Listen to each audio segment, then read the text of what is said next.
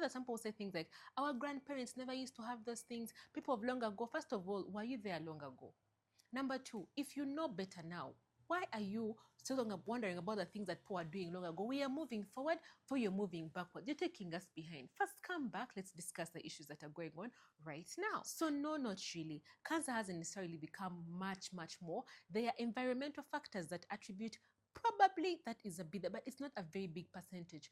There's so many mutations of cancer. Most of them that happen are genetic causes. There's normally a family history that attributes your family to being at risk of having this. Yes, granted, there's some people who have mutations or some people who get environmental issues that cause them, but that is really not a very big percentage. Cancer right now has become more discoverable and more learnt about, and that's why it has become more diagnosed, especially in our setting. When it comes to cancers, these are things, because medicine is evolving, people are learning better, things are being discovered, so many things that have been attributed are also coming to the surface.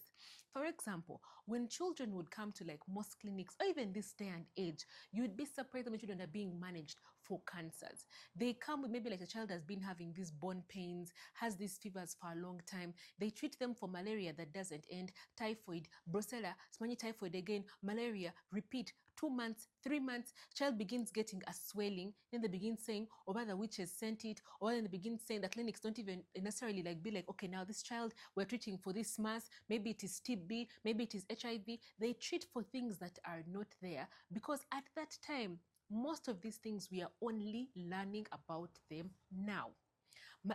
It's only recently that we even began having oncologists that were pediatric oncologists or pediatric hemato-oncologists. These are specialties that have only begun maybe like 2014, maybe the early years, like it's a very recent thing. So some of these things, even the index of suspicion was very low.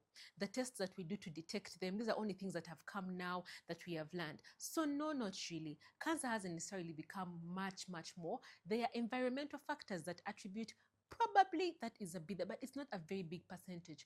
But most of them are mutations that are there in our family history that people keep dying from, and we call witchcraft, we call curses, we call all these other things. And by the time they have become discovered, the child is no longer in hospital, but they can be helped. They're in stage 4+. They're like, really, so it becomes something that is much more difficult to treat. Then they're like, when you take people to hospitals, they die from there. But by the time you take them to the right place, things have already become very spoiled beyond repair.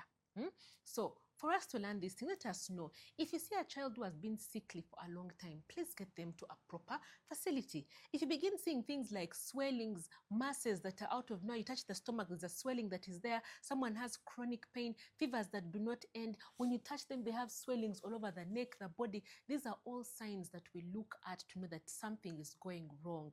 Right now, most of the major health facilities which have a pediatric unit, pediatric, not clinics, which are just basic clinic, are able to diagnose these things in children often, and even in adults. Someone will have a higher incidence of to know that something is actually not right. But if you keep on going to clinics saying that these are not things in our family or what, by the time they come, they're not helpable. And cancer is curable. People actually cure from it, depending on the type of cancer, the stage it is, how you treat your medication, how do you take it. All those are things that are determinants, but cancer can be cured.